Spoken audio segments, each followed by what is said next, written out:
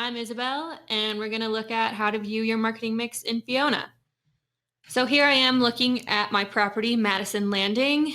It's about the middle of February, so I want to start to plan out how much should I spend in my digital marketing dollars for the month ahead, so March. So when I land on Fiona's page, she's telling me, based on what she knows about my property, so total unit size, average rent, market, and some occupancy data that we'll look at in a second, I should plan to budget out about $3,800 across my digital platforms for the month of March. Now, how should I break out that budget is in this donut here. So she's telling me that based on everything that she knows about my property currently, I should plan to allocate $1,200 search. I should plan to allocate about the same for social media. I should look at spending almost $1,000 on ILS and then the remaining of the total budget in display. But I said, hey, Fiona, I have some more up-to-date occupancy data that I would like to put in here.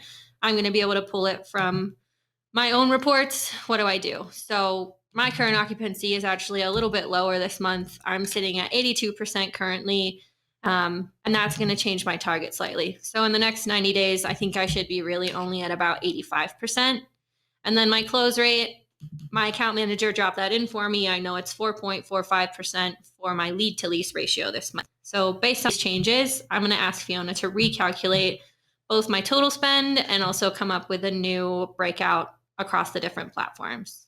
So you can see, since I changed my occupancy down a little bit, yet I still have quite an aggressive target over the next 90 days, she's now saying I need $4,511 to reach this target occupancy in the next 90 days. From here, I feel okay about this mix, but I already have my ILS contracts in place this month, so I'm actually going to take this out of the mix since I already paid for those ahead of time. And I'm going to say, Fiona, I have $4,500, so tell me what I should do when I don't have ILS in this mix. So it looks like she bulked a lot of the money back into search advertising, social advertising budget went up, and then it looks like geofencing appeared, which is a newer platform for me.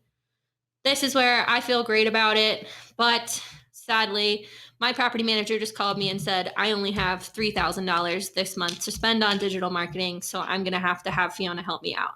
So here I'm changing my total budget to $3,000, and I'm again going to recalculate, and she's going to say, based on $3,000, here's what I think you should spend.